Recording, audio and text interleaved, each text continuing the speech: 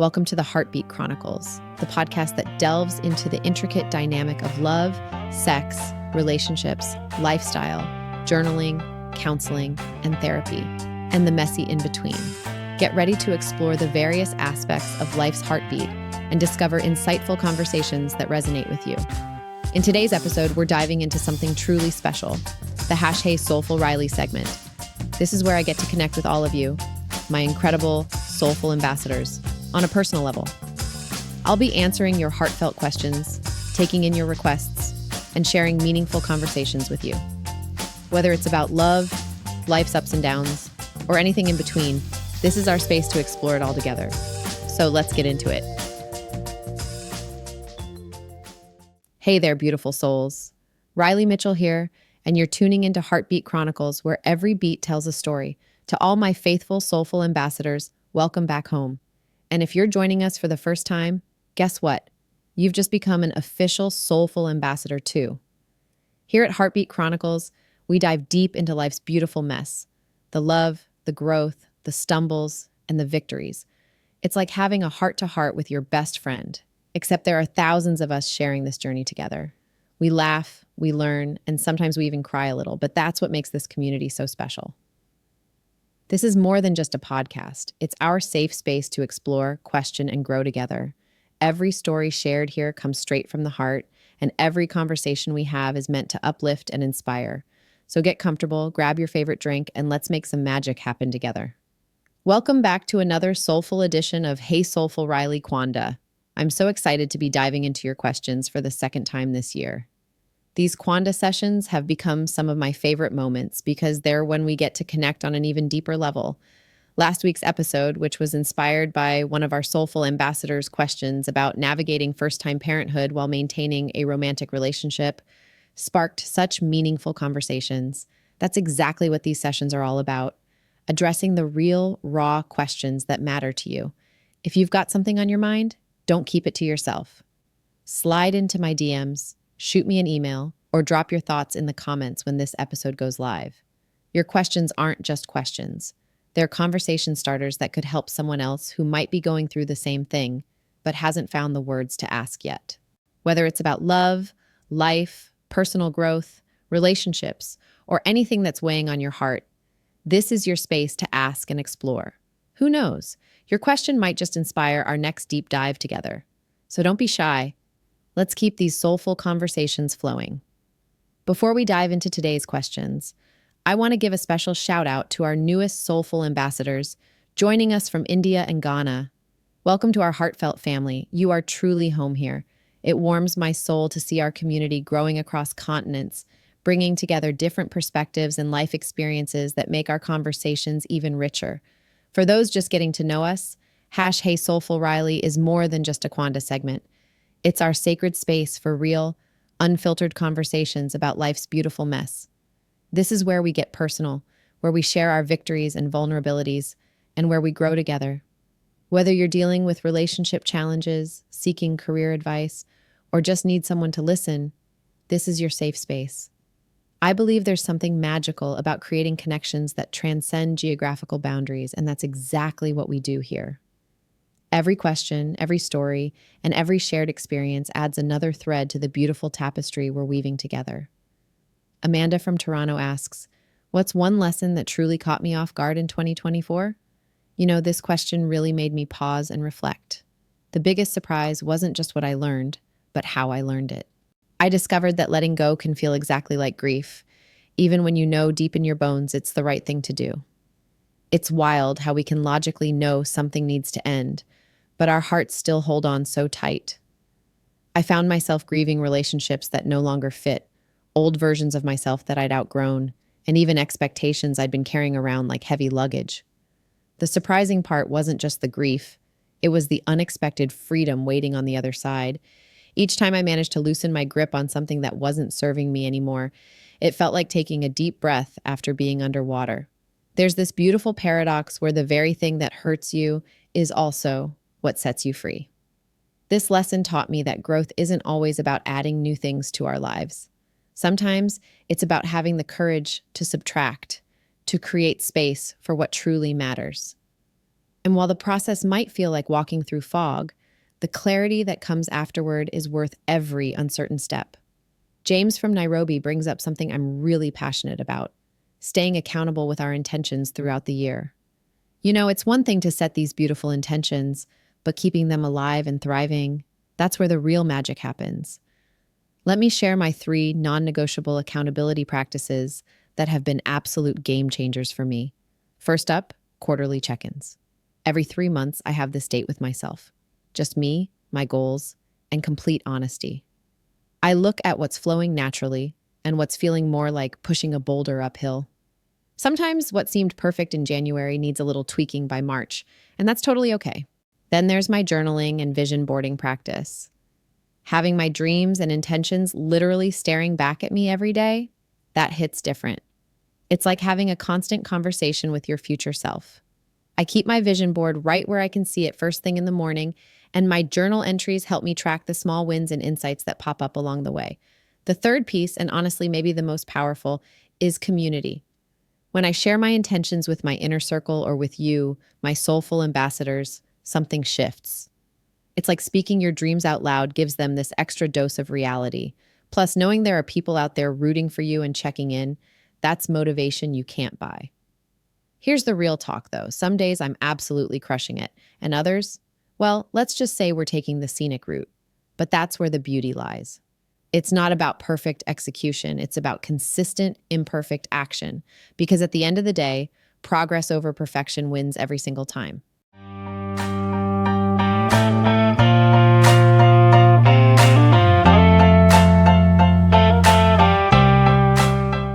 After our recent 1 year anniversary celebration, my DMs have been absolutely flooding with your questions, reflections, and those deep, meaningful conversations that I live for.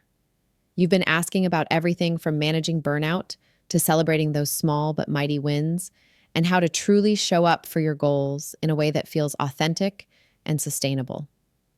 I've got to say, reading through your messages has been like having heart to heart chats with friends from every corner of the world.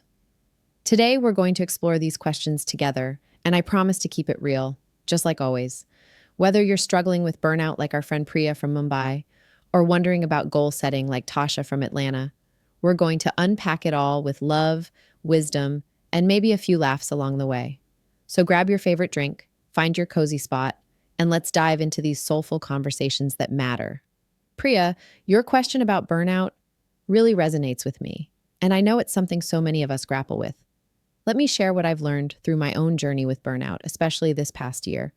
We often hear about time management, but what really changed the game for me was shifting to energy management. Think about it. We all have the same 24 hours, but our energy levels, they're unique to each of us and they fluctuate throughout the day. I started paying attention to when I felt most energized and when I needed to slow down. Some days I'm buzzing with creative energy and can tackle those big projects. Other days, my energy is more suited for gentle, flowing tasks. And you know what? Both are equally valuable. Here's what works for me. I chunk my tasks based on the type of energy they require. Writing and creative work happens during my high energy morning hours. Administrative tasks and emails, I save those for the afternoon when I'm in more of a steady flow state. But the real game changer was learning to rest before I reach empty. It's like recharging your phone before it hits 0%. You don't wait until it's completely dead, right? The same goes for us. Taking intentional breaks, even when we feel we're too busy, actually helps us accomplish more in the long run. Remember, burnout isn't a badge of honor. It's a signal from our body and mind that something needs to change. So be gentle with yourself, listen to your energy patterns, and know that taking care of yourself isn't selfish. It's essential for sustainable success. You know what really makes my heart full? Looking back at this past year of Heartbeat Chronicles and realizing we've hit such a meaningful milestone together. One full year of showing up, pressing record, and sharing our journeys. That's no small feat. But here's the thing. This win isn't just about consistently uploading episodes or hitting download numbers. It's about the community we've built together. It's about every message from listeners saying an episode resonated with them, every shared story that made someone feel less alone, and every moment of genuine connection we've created. Starting this podcast was honestly terrifying. There were days when imposter syndrome hit hard. when I wondered if anyone was even listening, when technical difficulties made me want to throw my microphone out the window. But showing up consistently, week after week, taught me something powerful about small wins. Each episode, each conversation, each shared moment of vulnerability, they all add up to something bigger than ourselves. That's what makes this milestone so special. It's not just about the numbers or the achievement itself. It's about the ripple effect of authenticity, the power of shared experiences, and the beautiful community that's grown from simply deciding to show up and be real with each other. I hope, Marcus, I have answered your question on celebrating small wins and the small win from 2024 that meant the most to me. This journey has shown me that sometimes the smallest actions, like pressing record even when you're nervous or sharing a difficult truth even when your voice shakes, can create the most meaningful impact. And that's worth celebrating. Tasha's question really strikes a chord because it's something so many of us struggle with. Setting the same goals year after year without seeing progress can feel like being stuck in a frustrating loop. But let's flip the script on how we approach this.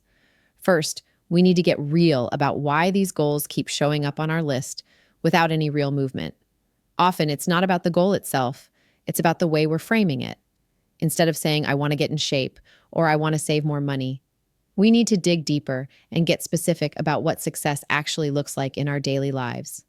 Think about it like building a house. You wouldn't just say, I want to build a house and expect it to appear. You need blueprints, materials, and a clear plan for each step. The same goes for our personal goals. Break them down into tiny, manageable actions that you can actually track and celebrate. Here's what's been game-changing for me: connecting each goal to a feeling or value rather than just an outcome. When you anchor your goals in something meaningful, something that resonates with your core values, you're more likely to stay committed even when things get tough. And let's talk about progress. Real progress isn't always linear. Sometimes it looks like taking 2 steps forward and 1 step back, and that's completely normal. The key is to make your goals specific enough that you can actually see when you're moving forward, even if it's just by inches. Remember, you don't need to transform your entire life overnight. Start with one small, consistent action that moves you in the right direction. That's how lasting change really happens, one intentional step at a time. When Elias asks about staying patient during slow progress, it really touches on something universal. Growth can feel painfully slow sometimes, like watching paint dry or waiting for water to boil. But here's what I've learned: progress isn't always about what we can see on the surface. Think about how a tree grows. From the outside, it might not look like much is happening day to day.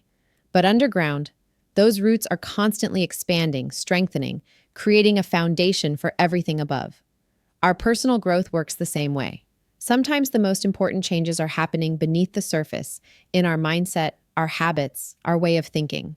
I've started keeping what I call a growth journal, not to track big achievements, but to notice those tiny shifts that we usually miss. Maybe it's handling a difficult conversation better than you would have 6 months ago, or catching yourself before falling into an old pattern. These moments matter. They're evidence that you're growing even when it doesn't feel like it. Here's another perspective that helps me stay patient. Growth isn't a race. We're not competing with anyone else's timeline. What looks like a small step to someone else might be a giant leap for you, and that's perfectly okay. Sometimes the bravest thing we can do is keep showing up, keep trying, even when progress feels slow. Remember, patience isn't about waiting passively. It's about staying committed to your journey while trusting the process. Every step counts, even the ones that feel too small to celebrate. Your growth story is uniquely yours, and it's unfolding exactly as it should. You know what's amazing about change?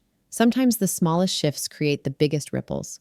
When Camille asked about what I'm leaving behind in 2024, it really made me think, over-explaining myself. That's what I'm letting go of.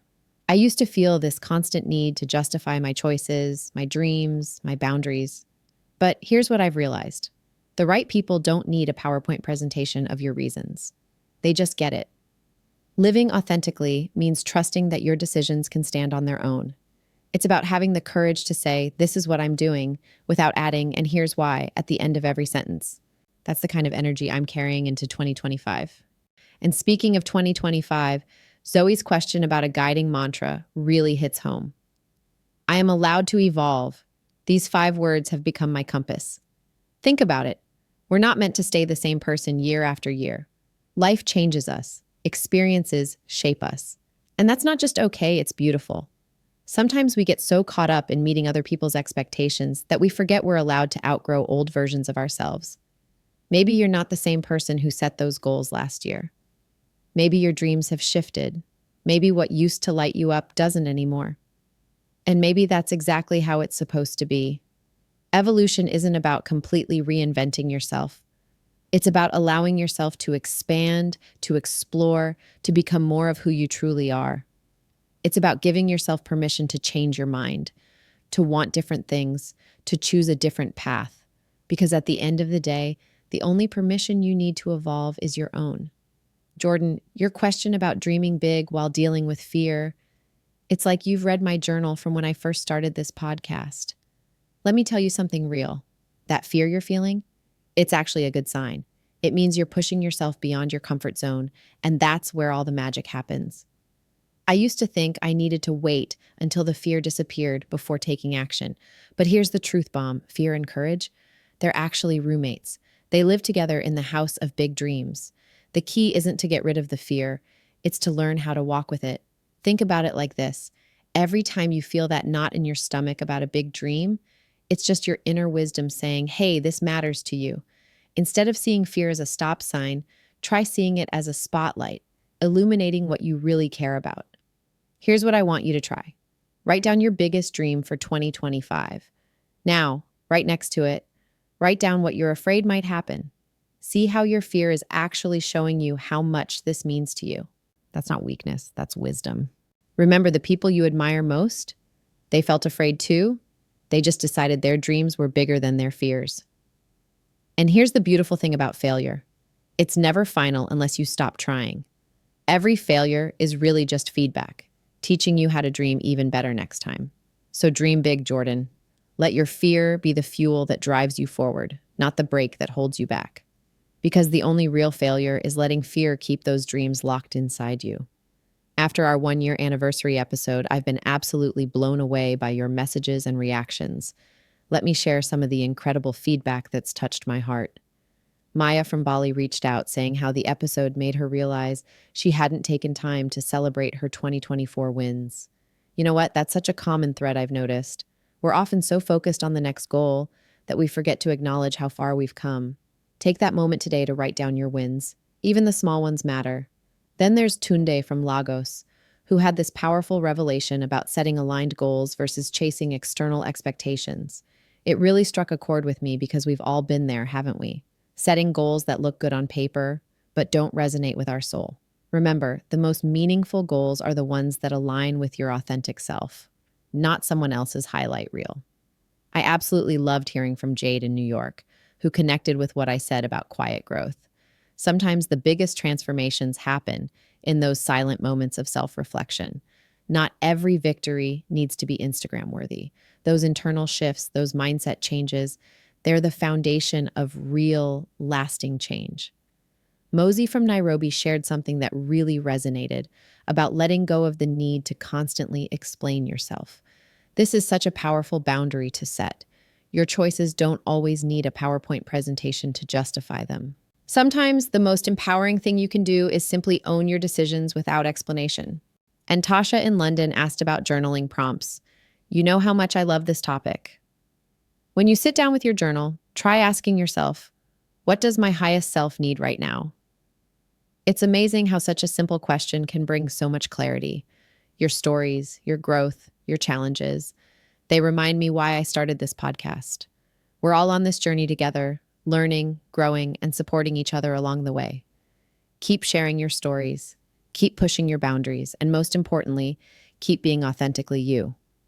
I want you to remember something important. 2025 isn't just another year. It's your year to embrace every part of your journey. Whether you're taking bold leaps or small steps, celebrating victories or learning from setbacks, you're exactly where you need to be. Remember that growth isn't a race. It's a personal journey that unfolds at its own perfect pace.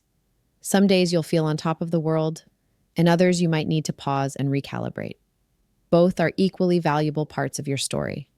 To every soulful soul out there listening, thank you for being part of this community, for sharing your hearts, and for growing alongside me. Keep showing up for yourself, keep dreaming big, and most importantly, keep being uniquely, beautifully you. Here's to making 2025 a year of intentional growth, deeper connections, and endless possibilities.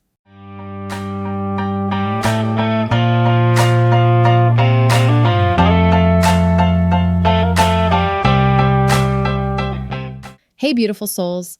I'm absolutely blown away by your response to our last episode on cultivating mindfulness in this fast paced world. My DMs have been overflowing with such thoughtful, deep questions about bringing more presence into your daily lives. You know what really touches my heart? Seeing how many of you are genuinely committed to making 2025 a year of intentional living. Your questions show such vulnerability and real desire for change. From managing chaotic mornings to finding peace in high-stress jobs, you're all asking exactly what needs to be asked. Today, we're diving deep into your questions, and I'm so excited to share practical, real-world ways to weave mindfulness into your everyday lives. No fancy meditation retreats required, just honest, doable practices that work in the real world. So grab your favorite cozy drink, find a quiet spot if you can, and let's explore these questions together. Because remember, mindfulness isn't about perfection, it's about practice, and we're all in this together. Let's start with a question that really resonated with so many of you. Danny from Toronto wrote, in asking about mindfulness in those chaotic morning moments, especially with kids and work competing for attention. I felt this one in my soul, Danny.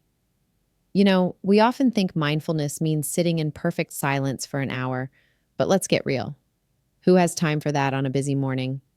The beautiful truth is that mindfulness can happen in those tiny spaces between chaos. Here's what I want you to try tomorrow morning. Before your feet even touch the floor, take 3 intentional breaths, just 3. That's your first mindful moment, and it takes literally seconds. While you're lying there, set one intention for the day. Maybe it's patience, maybe it's joy, whatever you need. Now let's talk about those everyday morning tasks. When you're making breakfast for the kids or brewing your coffee, use that time. Feel the warmth of the coffee pot. Notice the sounds of breakfast being made. Smell that morning aroma. These aren't extra tasks. They're moments you're already living, just with more presence. For my commuters out there, transform your drive time. Instead of immediately turning on the radio, take the first minute to feel your hands on the steering wheel. Notice your posture. Take a few conscious breaths at red lights. Your car can become a mindfulness sanctuary. And parents, here's a game changer. Involve your kids in mindful moments. Make it playful. Take 3 dramatic yoga breaths together. Play the quiet game for 1 minute, or have a mindful minute of hugging. Kids actually love this stuff when we make it fun and accessible. Remember, mindfulness isn't about adding more to your already full plate. It's about bringing awareness to what's already there. Start small, be gentle with yourself, and watch how these tiny moments of presence start to transform your mornings. Our next question comes from Zen Master T in Johannesburg, and it's about something that affects so many of us, that nighttime overthinking spiral. You know what I'm talking about? When your head hits the pillow, and suddenly your mind decides it's the perfect time to replay every conversation and plan the next decade. First, let me say this. If you're dealing with this, you're not alone. Our minds are designed to process and problem solve, but sometimes they need a little help knowing when to clock out for the day. Here's what's been working for my community and myself. About an hour before bed, grab a notebook, not your phone, an actual notebook, and do what I call a mind dump. Write down everything swirling in your head, your to-do list for tomorrow, that conversation you're worried about, even that random thought about whether penguins have knees. Get it all out. The magic of this practice is that you're telling your brain, I hear you, I'm acknowledging these thoughts, and they'll be right here on paper when we need them tomorrow. It's like giving your mind permission to rest. Now let's talk about the actual bedtime routine. Instead of reaching for your phone, I know it's tempting, try this. Lie down and start with your toes. Feel them relaxing, then move to your ankles, calves, and slowly work your way up. This body scan technique is like a lullaby for your nervous system. If thoughts start creeping back in, here's my favorite visualization. Imagine your thoughts are leaves floating down a stream. Don't try to stop them, just watch them float by. You're not pushing thoughts away. You're simply choosing not to engage with them. Remember, the goal isn't to have zero thoughts. That's not realistic. The goal is to create enough mental space that sleep can naturally arise. Some nights will be easier than others, and that's perfectly okay. Now let's dive into a question from Lena in Los Angeles about something we all struggle with: staying mindful in the age of endless scrolling. This is such a relevant concern, and I'm glad you brought it up. Here's the thing: social media isn't inherently bad. It's a tool, but like any tool, it's all about how we use it. When I first started my mindfulness journey, I noticed how my phone had become almost like an extension of my arm. Every free moment, every little pause, there I was, reaching for that quick dopamine hit. Let me share what's worked for me and many in our community. First, we need to get intentional about our social media use. Try this. Before you open any social app, take one deep breath and ask yourself, what am I looking for right now? Connection, information, or am I just trying to escape something? Now let's talk practical steps. Start by doing a feed cleanup. I call it a digital declutter. Unfollow or mute accounts that leave you feeling drained, comparison heavy, or just not great. Your feed should be like your home. Only fill it with things that bring value to your life. Here's another game changer. Set specific times for social media use. Maybe it's 15 minutes in the morning and 15 in the evening. The key is to make it a conscious choice rather than a default response to boredom or discomfort. One of my favorite mindfulness practices is what I call the pause and presence technique. When you catch yourself mindlessly scrolling, pause, feel your feet on the ground, take a breath. Ask yourself, is this serving me right now?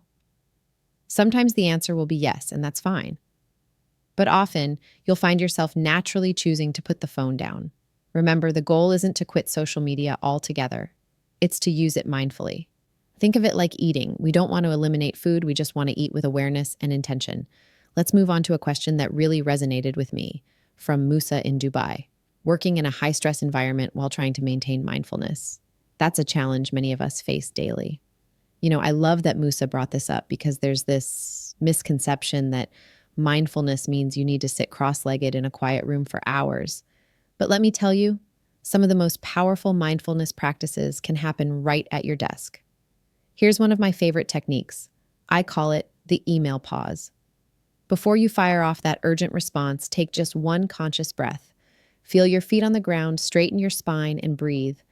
This tiny pause can completely shift your energy and often leads to clearer communication. Another practice that's been a game changer for many in our community is what I call mindful transitions. Between meetings or tasks, give yourself 30 seconds. Just 30 seconds to reset. Feel the sensation of walking down the hallway, notice the temperature of the air, observe the sounds around you. Let's talk about workplace stress. When you feel that tension building, maybe your shoulders are creeping up to your ears, try this. As you type, consciously relax your jaw. While you're on a call, feel your feet connecting with the floor. These are subtle movements that nobody else will notice, but they can help ground you in moments of stress.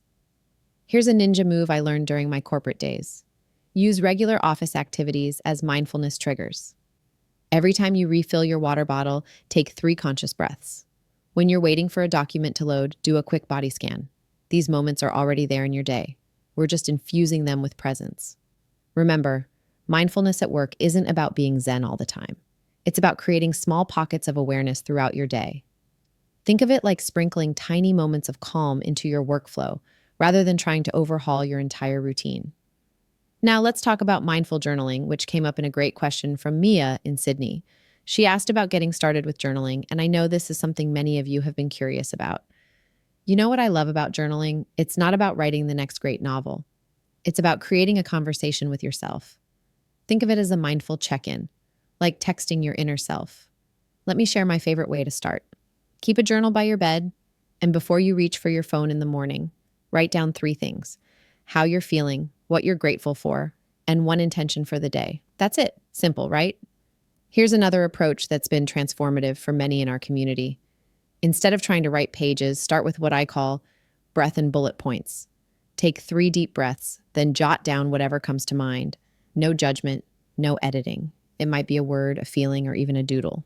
Some of you might be thinking, but Riley, What if I sit there and my mind goes blank? That's where prompts come in handy. Try completing these sentences. Right now, my body feels, or today, I'm carrying. These simple starters can open up surprising pathways of self discovery. One of my favorite journaling practices is what I call the evening download. Before bed, write down anything that's still spinning in your mind: worries, ideas, tomorrow's to dos. It's like clearing your mental desktop before shutting down for the night. Remember, mindful journaling isn't about perfect grammar or profound insights. It's about creating a mindful pause in your day to check in with yourself. Some days you might write 3 pages, others just 3 words, and both are perfectly fine. The key is to approach your journaling practice with curiosity rather than criticism. What emerges on the page might surprise you, and that's part of the journey.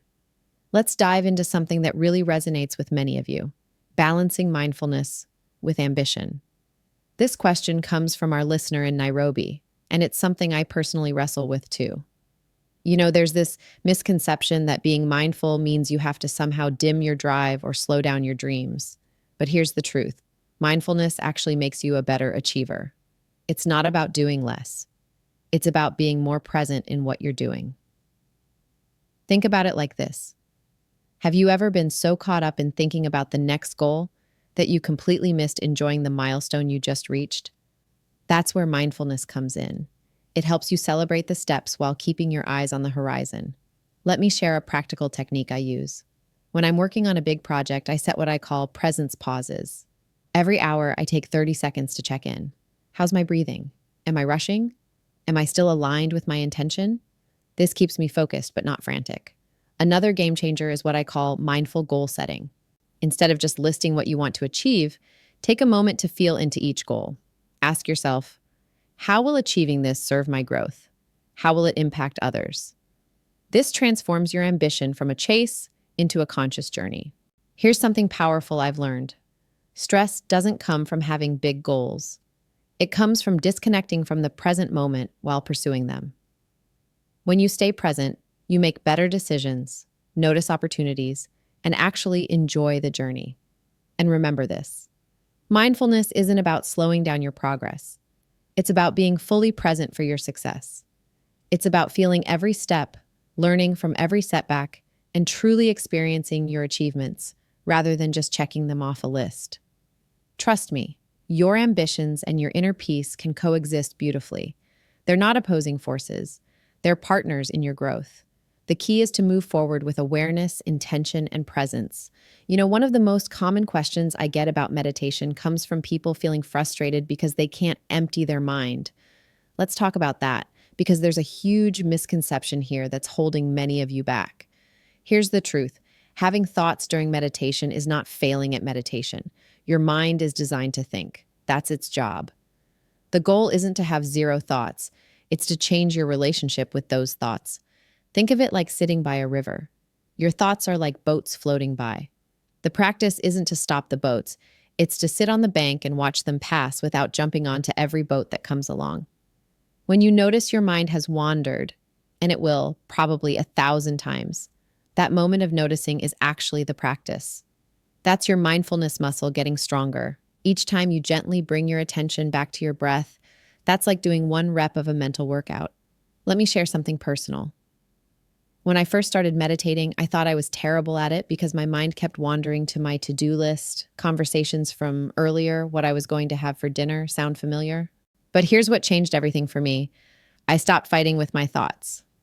Instead of getting frustrated when my mind wandered, I started saying, thinking, and then gently redirected my attention back to my breath.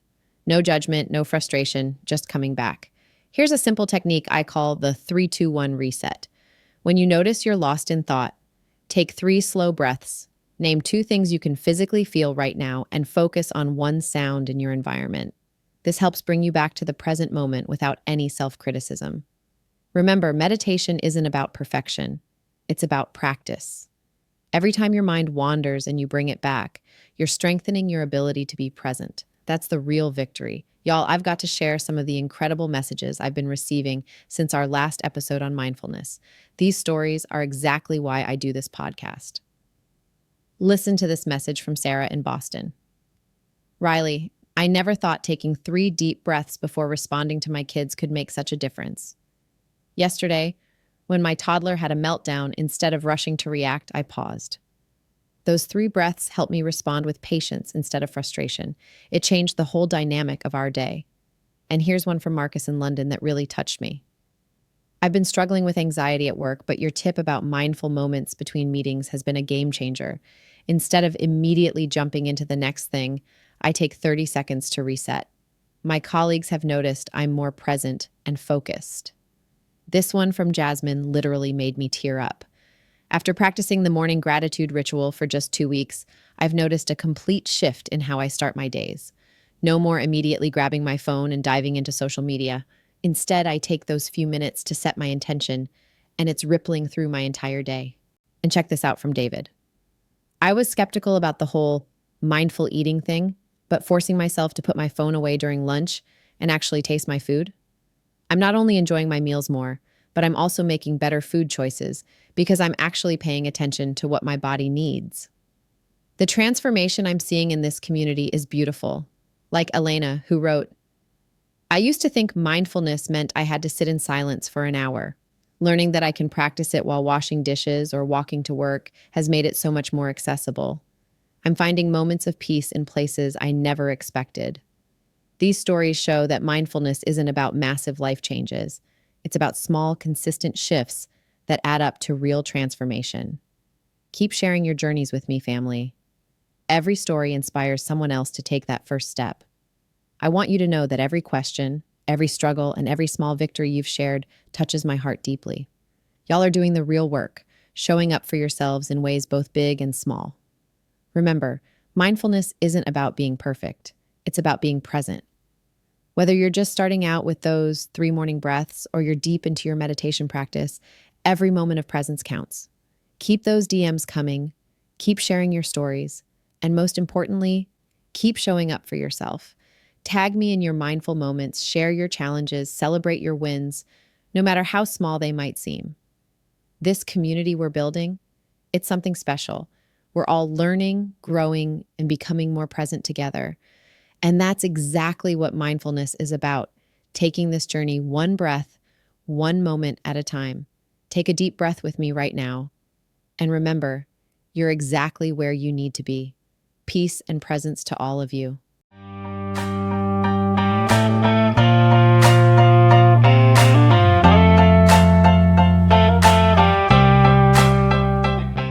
You know what's been amazing? The incredible response we got from our episode about setting financial goals for 2025. Your messages, questions, and stories have been flooding in, and honestly, they've touched my heart in ways I didn't expect. Money talk can be tough, right? But you all showed up with such honesty and vulnerability. From saving struggles to investment fears, from money guilt to celebrating wins, you've shared it all. And today, we're going to dive deep into those questions and reactions. What I love most about our community is how we can have these real, unfiltered conversations about money, no judgment, just growth and support. So grab your favorite drink, get comfortable, and let's talk about turning those financial dreams into reality. I've got some practical tips and insights that I think you're going to love. Let's start with a question from Elijah in Nairobi, and it's one I bet many of you can relate to. You know that feeling when you're finally building up your savings and then boom, life happens, your car breaks down or you get an unexpected medical bill, and there goes your progress. It's frustrating, right? I totally get it. Here's the thing about savings. It's not just about having one big pot for everything. Think of your money like a garden with different sections. You need your emergency fund, which is like your protective fence, and then your actual savings, which are the flowers you're growing for the future. The key is to build your emergency fund first. Aim for about 3 to 6 months of living expenses. I know it sounds like a lot, but start small. Even setting aside $50 or $100 each month adds up. Once you have that safety net, those unexpected expenses won't derail your long-term savings goals anymore. Now, let's talk about automation because it's a game changer.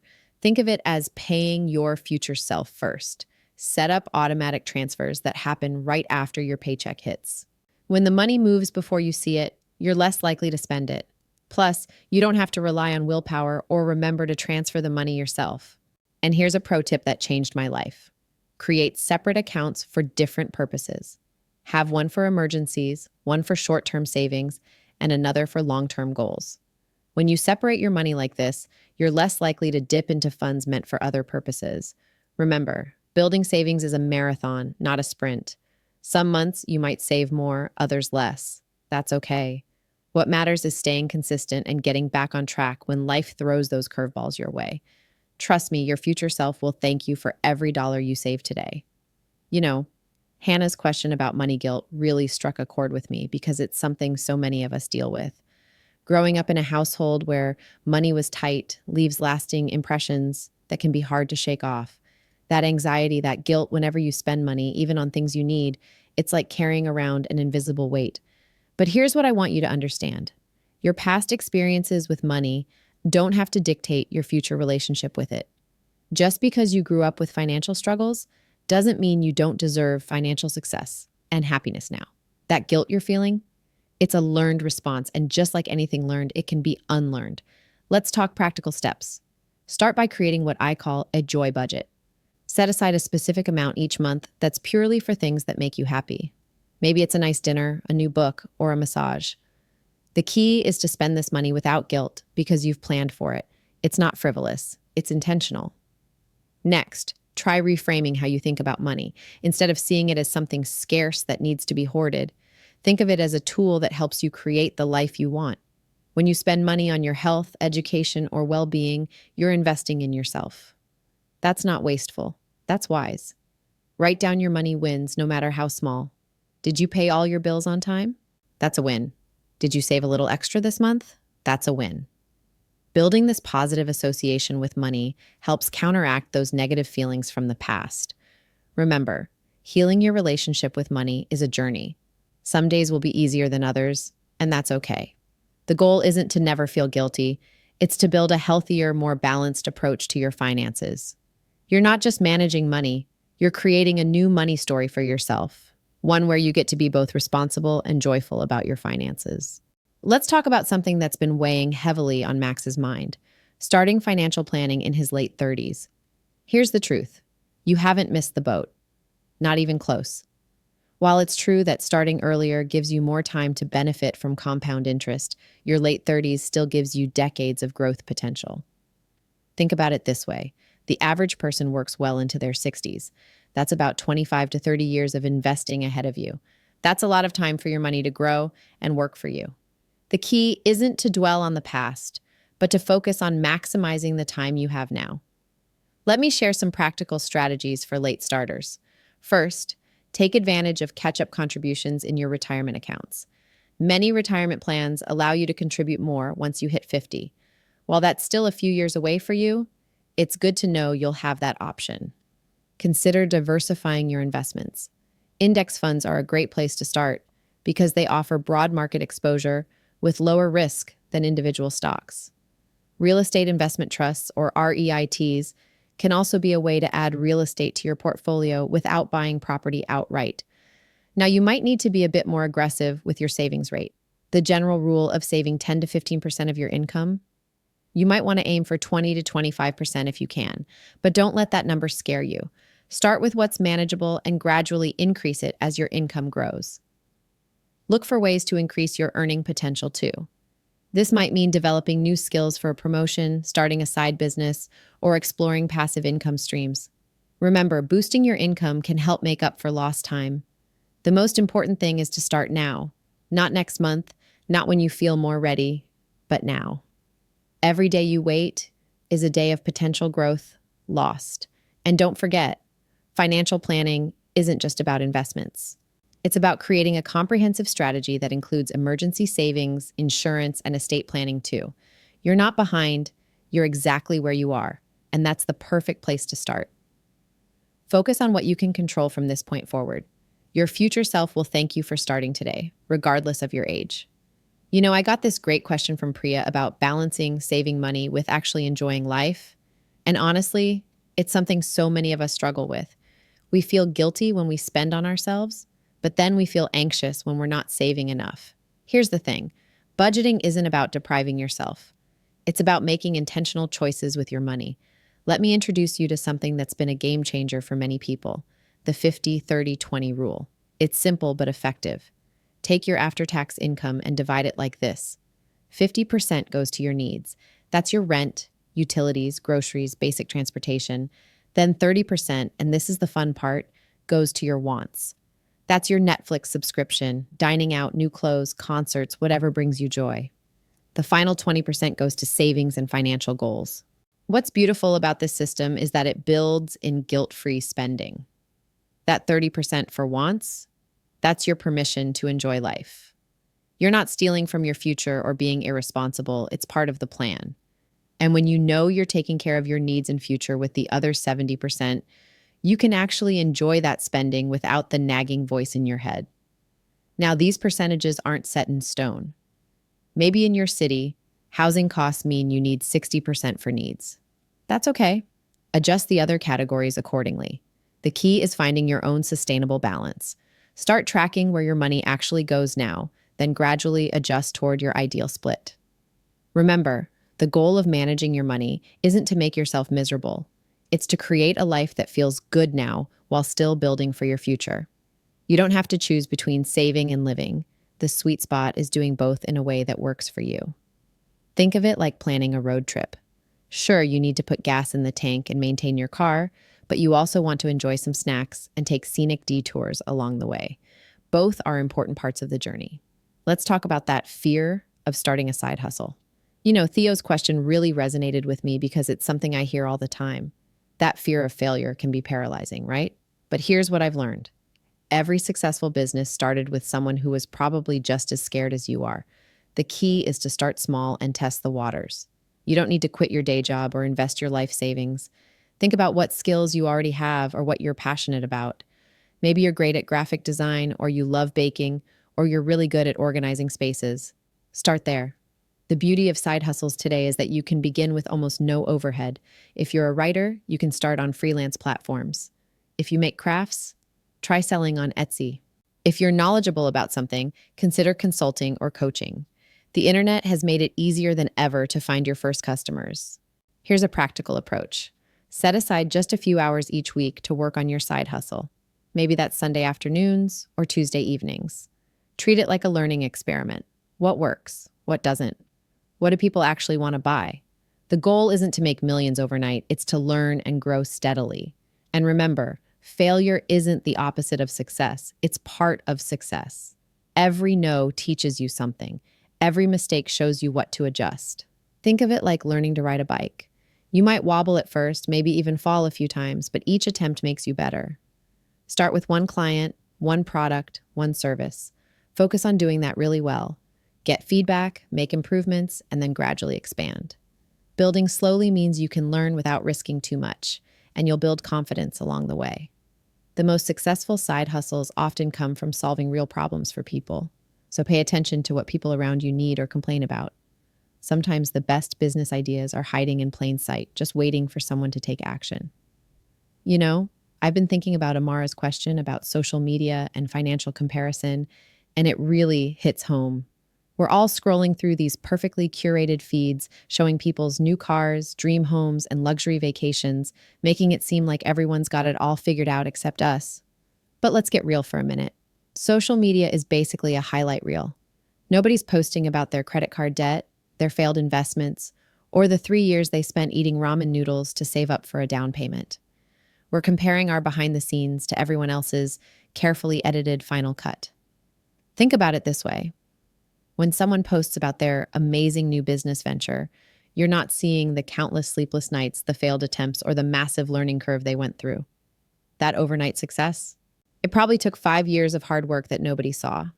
The thing about money is that everyone's journey is different because everyone's starting point is different. Some people inherited wealth, others had amazing mentors, and some had to learn everything the hard way. Your path doesn't have to look like anyone else's to be valid. Instead of comparing yourself to strangers on the internet, try tracking your own progress. Are you better off than you were 6 months ago? Have you learned new financial skills? Are you making more informed decisions? These are the comparisons that actually matter. Remember those influencers showing off their investment portfolios or real estate empires? That's literally their job, to make money by showing you how they make money. It's not a realistic benchmark for your own financial journey. Your success might look completely different, and that's perfectly okay. The best thing you can do is unfollow or mute accounts that make you feel bad about your financial situation. Follow people who share genuine advice, who talk about their struggles as well as their successes, and who encourage sustainable, realistic financial growth. Your peace of mind is worth more than any trending investment tip or get rich quick scheme. Let's talk about Lucas's situation because it's something so many of us grapple with. That tricky balance between paying off debt and building savings. This is like trying to fill two buckets at once when you've only got one hose, right? Here's the thing about debt. Not all of it is created equal. Those credit card bills charging you 20% or more in interest, they're like a hole in your pocket that keeps getting bigger. You definitely want to tackle those aggressive interest rates first because they're actually costing you more than what you'd earn from most savings accounts. But student loans, they usually come with lower interest rates, and in many countries, they have flexible repayment terms. This gives you some breathing room to think strategically. You don't have to choose between paying them off and saving. You can actually do both, just maybe not in equal measures. Think of it like this. If you've got no savings at all, try to build up at least a small emergency fund first, even just enough to cover a month of expenses. This keeps you from adding more debt when unexpected costs pop up. Once you've got that safety net, you can be more aggressive with your debt payments. A practical approach might look like this. Put most of your extra money toward high-interest debt, but still tuck away a small amount in savings each month. Even if it's just 5% of your income, that's better than nothing. It helps you build the saving habit while you're working on becoming debt-free. The end goal isn't just to be debt-free, it's to be financially stable. That means having both no bad debt and some savings to fall back on. It's like building a house.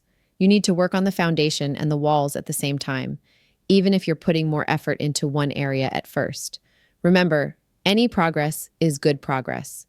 Maybe you can't save hundreds right now, but even small amounts add up over time. The key is to stay consistent and keep your eye on both goals, adjusting your strategy as your situation changes. I love hearing from all of you after our episodes, and these reactions to our money talks have been absolutely amazing. Let me share some of the most powerful stories that have come through. I heard from Sarah in Boston, who said our discussion about money mindset completely changed how she looks at her finances. She realized she'd been operating from a place of scarcity her whole life, always thinking there wasn't enough. Now she's started tracking her spending and actually found she has more control than she thought. Then there's Marcus from Chicago, who finally opened his first investment account after putting it off for years. He said something that really stuck with me. He always thought investing was for other people, people who had it all figured out. But after hearing about starting small and consistent investing, he took that first step. The message that really touched my heart came from Lisa in Atlanta. She shared how she grew up in a household where money was never discussed. It was almost taboo.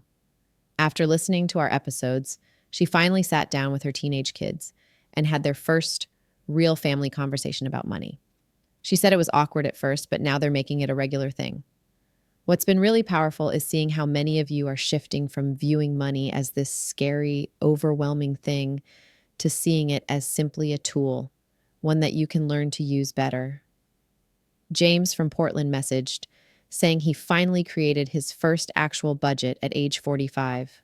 Not because he had to, but because he wanted to. That's exactly the kind of mindset shift we're talking about. And you know what's really cool? So many of you are supporting each other in the comments, sharing your own tips and experiences. Like Maria, who shared her spreadsheet template with other listeners, or Alex, who started a money accountability group with other podcast listeners in his area. These stories show that real change happens when we start having honest conversations about money. When we share our struggles and our victories, we realize we're not alone in this journey. Wow, what an incredible journey we've been on together, talking about money, goals, and everything in between. You know what really strikes me? Every single one of your stories shows that financial growth isn't just about numbers. It's about mindset shifts, small steps, and believing in yourself. Whether you're just starting to budget, taking your first step into investing, or working on your relationship with money, remember that every financial journey is unique. There's no one-size-fits-all approach, and that's perfectly okay. What matters is that you're taking action, no matter how small it might seem. As we look ahead to 2025, I want you to dream big, but plan smart. Think about where you want to be this time next year. Maybe it's building that emergency fund, starting that side hustle, or finally tackling those investment goals. Whatever it is, write it down, break it into smaller steps, and start taking action today. I'd love to hear your financial goals for 2025. Share them in the comments or send me a message. Let's support each other, celebrate our wins, and keep having these real conversations about money. Remember, you're not on this journey alone. We're all figuring it out together, one step at a time. Keep being intentional with your money and keep believing in your ability to create the financial future you deserve.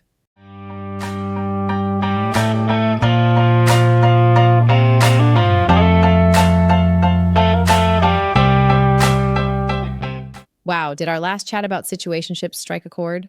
After our deep dive in episode 5 about the signs you might be in a situationship, my inbox has been overflowing with your stories, questions, and some serious light bulb moments. You know what I love most about our community? The raw honesty and vulnerability you bring to these conversations. We're going to walk through some of your most heartfelt messages, unpack those tricky relationship dynamics, and hopefully shed some light on situations that might feel a bit foggy right now. Whether you're questioning your current relationship status or just here to learn, I promise you're going to find something valuable in today's stories. These are real people, real situations, and real emotions that so many of us can relate to. So get comfortable, maybe grab your favorite drink, and let's dive into these messages together. Let quote S start with Sarah from London, who's been seeing someone for 6 months without any real definition of their relationship. You know, Sarah, this is such a common situation, and I can feel the uncertainty in your message. When you're spending significant time with someone, sharing moments and developing feelings, but there's this invisible wall when it comes to talking about where things are heading. That's classic situationship territory. Michael from Sydney brought up something that really resonates with a lot of people, those late night only connections. When someone only reaches out during certain hours and keeps things primarily physical, it's often a sign they're not looking to build something deeper. Sure, we all have busy lives, but genuine relationships tend to happen in the daylight too. Then there's Raya's message from Mumbai, and this one hits close to home for many. Being kept separate from someone's inner circle, their friends, their family, their regular life, after a whole year together, that's not just a red flag, it's a whole parade of them. I know it can feel awkward to bring this up, but you deserve to be integrated into your partner's life, not kept in a separate box. You know what's interesting about all three of these situations? They share this common thread of uncertainty, of being stuck in this gray area where you're more than friends, but less than a defined relationship. It's like being in relationship limbo, and let me tell you, that's not a fun place to dance. The thing about these undefined relationships is that they often leave one person hoping for more, while the other person enjoys the benefits of a relationship without the commitment. It's like having a subscription service, but never actually clicking the subscribe button. You're just perpetually in that free trial period. Now let's look at Juan Carlos's situation from Mexico City. You know, when someone tells you they're not ready for a relationship, but acts like you're in one anyway, it's like they're ordering a decaf coffee but expecting all the caffeine buzz. These mixed signals can leave you feeling completely confused, like you're trying to read a map that's written in invisible ink. Amina from Nairobi brought up something that really struck me. This pattern of just hanging out at home. While Netflix and chill is great sometimes, a relationship needs room to grow and breathe in different environments. If your connection never makes it past the front door, it might be time to ask yourself, why? Real dates, putting in that effort to plan something special, showing each other off to the world. These aren't just nice to haves, they're essential ingredients in building something meaningful. Then we have Li Wei's message from Beijing, and this is such a crucial point about avoiding future talks. When someone gets defensive at the mere mention of tomorrow, it's like they're living in a permanent today. It's natural to want to know where things are heading, to dream a little about what could be. If your person starts acting like you've asked them to solve quantum physics when you bring up the future, that's usually their way of telling you they don't see one with you. Here's the thing about all these situations. They're filled with these little moments of disconnect. It's like trying to build a bridge, but one person keeps removing the planks as fast as you can lay them down. Whether it's the mixed signals Juan Carlos is dealing with, the homebound hangouts Amina's experiencing, or Li Wei's future-phobic partner, they all point to one thing: someone's keeping one foot out the door. Remember, a genuine relationship feels like you're both walking in the same direction, not like you're constantly trying to figure out which way the other person is facing. It's okay to want more than maybes, and some days it's okay to need more than just hanging out. And most importantly, it's okay to talk about where you're heading. Let's move on to Fatima's message about relationship labels. You know, it's fascinating how much anxiety can build up around something as simple as giving a name to what we share with someone. When you're caught in that gray area between just talking and officially together, it can feel like you're living in emotional limbo. The truth is, wanting clarity isn't clingy, it's completely natural and healthy. Daniel's situation really highlights something important about secrecy in relationships. When someone keeps you hidden like their favorite chocolate stash, it's usually not because they're planning some grand reveal. A healthy connection thrives in the light, not in the shadows. If you're always the best kept secret in someone's life, you've got to wonder why they're working so hard to keep you under wraps. Now, Sophia's dealing with the classic too busy scenario. You know what I find interesting? People make time for what they truly value. When someone says they're too busy for a relationship but still wants to keep you around, they're essentially saying, I want the benefits of your presence without the responsibility of meeting your needs. It's like they're trying to have their cake and eat it too, while you're left with just crumbs. Kenji's message about lack of emotional depth really hits home. When you're sharing your time but not your thoughts, your body but not your feelings, it's like reading a book with half the pages missing. True connection isn't just about being physically present. It's about letting someone see the real you, sharing those deep thoughts that keep you up at night, those dreams that make you smile when no one's watching. The common thread in all these situations is this gap between what we hope for and what we're actually getting. Whether it's Fatima's need for definition, Daniel's desire for acknowledgement, Sophia's wish for priority, or Kenji's longing for depth, they're all valid needs in a relationship. Sometimes we need to remind ourselves that wanting these things doesn't make us needy, it makes us human. You know, I just got these incredible messages from our Soulful community, and they really show how that last episode about situationships struck a chord. Anna from Manchester sent me this message that honestly gave me goosebumps. She said she was literally nodding along to the entire episode, finally facing the reality she'd been trying to dodge. It's like when you're watching a movie and suddenly the main character does something that makes you go, oh, wait, that's totally me. And here's what's beautiful about Anna's revelation. She's not just recognizing the pattern, she's ready to stop making excuses. That's huge. Because let's be real, we've all been there, haven't we? Making those little excuses, telling ourselves stories about why things are the way they are, when deep down, we know we deserve more. You know what's really powerful about these moments? They're not just about recognizing what's wrong, they're about recognizing what we deserve. It's like finally turning on the lights in a room you've been fumbling around in the dark. Suddenly you can see everything clearly, and yeah, maybe some of what you see isn't pretty, but at least now you know where you're standing. You know what really got me? Zanelli's message from Cape Town. She'd been in this situation for a whole year, and still hadn't met any of his people. When she said that part about almost dropping her phone, I felt that. Because here's the truth. When someone wants you in their life, really wants you there, they want to show you off. They want their people to know you, to love you like they do. Keeping someone at arm's length from your inner circle for that long, that's not just a red flag. That's a whole red banner waving in the wind. Then Mateo from Madrid comes in with this revelation about always being the one making plans. It hit him right in the soul, he said. And I get it. Sometimes we tell ourselves we're just being proactive. We're just the planner in the relationship. But relationships are like dancing. It takes two people moving together. If you're always leading and they're just following along, that's not a dance. That's you dragging someone across the floor. And then there's Nellie from Nakuru. And her message honestly made me want to stand up and applaud. That moment when she realized that avoiding defining the relationship is actually defining it, that's the kind of truth that hits you right in the chest. Because here's the thing. When someone wants to be with you, really be with you, they don't play games with labels.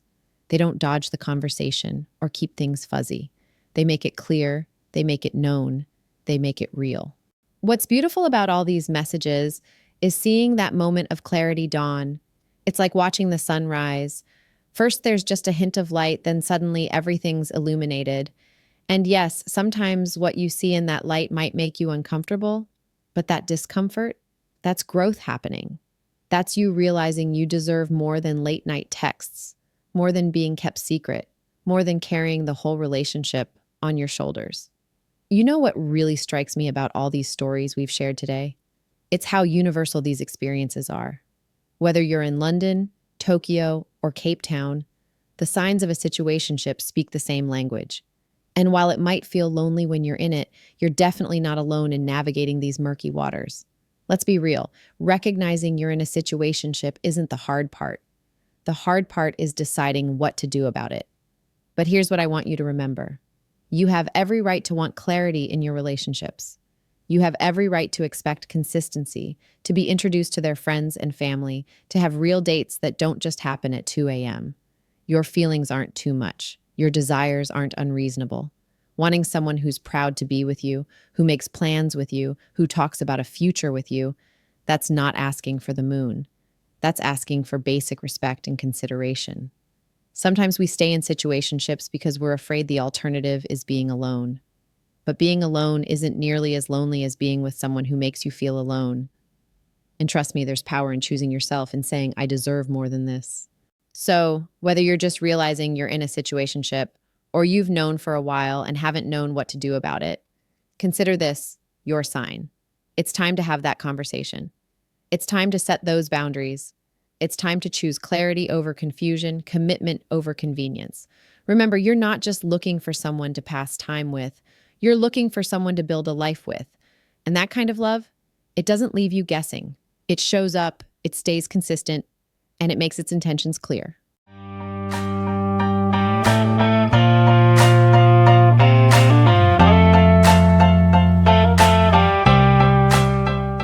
I can't believe we've come to the end of another incredible episode. You know, our Hey Soulful Riley segment has become something truly special to me because it lets me connect with you all in such a genuine way. And wow, the stories you share, they're everything from tear jerking to belly laughing funny, sometimes all in the same message. What I love most is how open and honest you all are. Whether you're sharing your biggest victories or your toughest struggles, there's no judgment here, just understanding and support. We've had to keep today's segment a bit shorter than usual, even though I could honestly talk about your amazing stories for hours. But don't worry, we'll pick right back up where we left off in our next Hey Soulful Riley segment. Now, here's something I'm really excited about. I want to hear more from you. If you've got a question that's been on your mind, a situation you need help with, or even just something you want to share with our amazing community, now's your chance. Send in your questions for our next Hey Soulful Riley episode. Trust me, your story could be exactly what someone else needs to hear. Don't be shy about jumping into the conversation on social media either. Tag your posts with Hey Soulful Riley. It's like our own little signal flare that helps us find each other in the big digital world. Whether you're sharing your thoughts about today's episode, posting your own story, or just wanting to connect with other soulful listeners, that hashtag is our meeting point. Remember, every question you send in, every story you share, helps make this community stronger. Your experiences might be exactly what someone else needs to hear right now. So go ahead, hit us up. I can't wait to see what you'll bring to our next conversation. Hey, I've got some exciting news for all of you. We're in the final week of Black History Month, and our exclusive merchandise collection is still available. If you haven't grabbed yours yet, now's the perfect time to do it. We've got something for everyone, from cozy hoodies to keep you warm, to stylish tote bags for your daily adventures, and even beautiful wall art to brighten up your space. Looking for something to start your day with? Our mugs and travel mugs are perfect for your morning coffee or tea. Want to show your support while you're out and about? Check out our caps, t-shirts, and tank tops. We've also got some amazing accessories like pins, magnets, and stickers that add that perfect touch to any space. And for those of you who love to make your living space special, don't miss out on our tapestries, pillows, and wall art pieces. Oh, and we haven't forgotten about your phones. We've got cases that are both protective and meaningful. You can find all these amazing items through the link in our description box or head over to our Instagram handles. That's heartbeat_chronicles or my personal account at Soulful Riley. Don't wait too long though. Remember, this is the last week to get your hands on these special pieces that celebrate and honor Black History Month. I'm really excited to share something personal with you all. My book, Love in the Digital Age, Navigating Modern Romance, is now available. And I think many of you will find it speaks to your own experiences with modern relationships. As someone who's spent countless hours discussing matters of the heart with our amazing community, I've poured all those insights and learnings into these pages. Whether you prefer reading on your device or love the feel of a physical book, I've got you covered. You can grab your copy as an ebook for those cozy nighttime reading sessions, a paperback to toss in your bag, or a hardcover if you're like me and love that satisfying weight of a good book in your hands. Ready to dive in? You'll find all the purchase links on my personal Instagram at soulfulriley, our podcast Instagram at heartbeat_chronicles, and right there in the description box below. I can't wait to hear what you think about it and how it resonates with your own journey through love in this digital world we live in. Now, let me make sure you can easily find us wherever you prefer to get your podcast fix. We've made sure to be everywhere you are. For all our social butterflies, you can catch us and join the conversation on Instagram, TikTok, Facebook, Pinterest, and Threads. Just look up Heartbeat Chronicles Podcast. If you're more of a listening or watching type, we've got you covered too. You can find full episodes on YouTube, Rumble, and the Pods Network. For our audio lovers, we're streaming on all your favorite platforms: Spotify, Apple Podcast, Amazon Music, and Buzzsprout. And yes, we're also on Podcast Index, Podcast Addict, Podchaser, Pocket Cast, Deezer, Listen Notes, Player FM, Overcast, Castro, Castbox, Podfriend, and Good Pods. Phew, that's quite a list, right? Here's the best part. No matter where you choose to tune in, subscribing is absolutely free. We drop fresh episodes every Tuesday at 12 p.m. East African time. Just hit that notification button on your preferred platform, and you'll never miss out on your weekly dose of soulful living. We've made it super convenient so you can catch us wherever, whenever, and however works best for you. I want to take a moment to express my heartfelt gratitude to all our amazing soulful ambassadors who take the time to like, comment, and engage with our content. And to everyone watching or listening right now, you make this journey worthwhile. If today's episode struck a chord with you, why not share it with someone who might need to hear these words? You never know how a simple share could change someone's day or even their life. And if you're enjoying our content but haven't hit that subscribe button yet, now's the perfect time. It's the best way to make sure you don't miss out on any future episodes. I absolutely love hearing from you, and your input shapes this podcast. Our DMs are always open for your suggestions, topic ideas, or even constructive feedback about what we could do differently. Got something specific you'd like me to cover? Don't hesitate to let me know. After all, this podcast is as much yours as it is mine.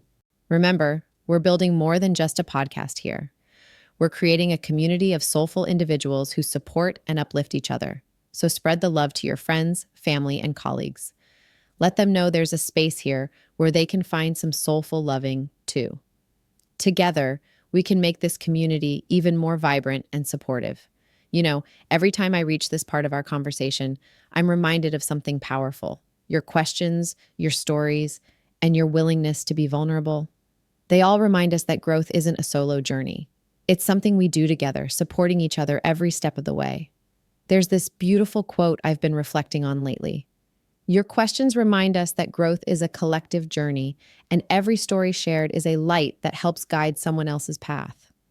I truly believe that.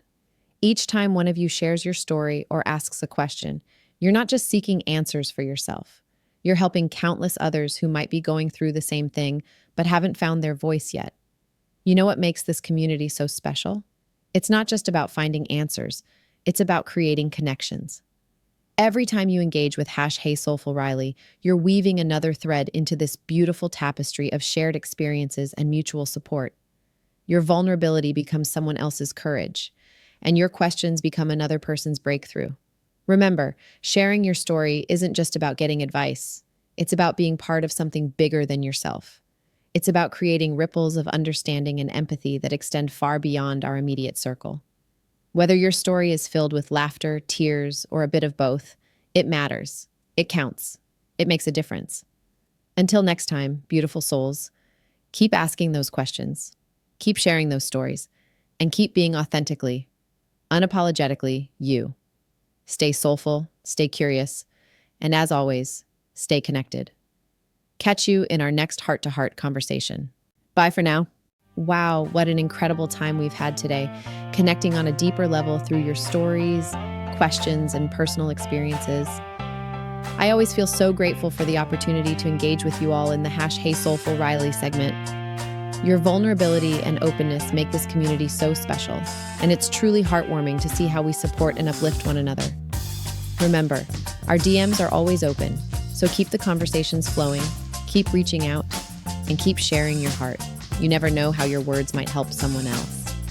Also, share this episode or link to this podcast to friends, family, and even colleagues. You never know who might need this soulful loving. As always, stay soulful, stay connected, and don't forget to tune in next week for more heartfelt discussions. Until then, take care of yourselves and each other. See you soon, soulful ambassadors. Don't forget to hit that notification button